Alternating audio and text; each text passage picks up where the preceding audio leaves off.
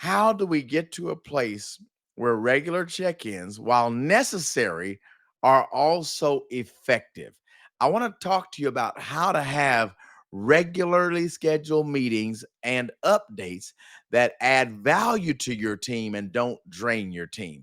So, when we talk about regular check ins, when you establish your accountability infrastructure, what you want to do is set what will be the regularity rather of the meetings. How often will they happen? What are the time intervals?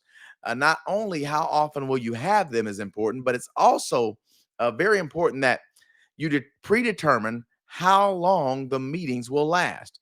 I believe that if you can't say it in an hour, you need another meeting at another time. An hour is plenty of time, but quite frankly, you can probably do updates and touch points in 30 to 45 minutes. When you respect people's time, it's going to help you.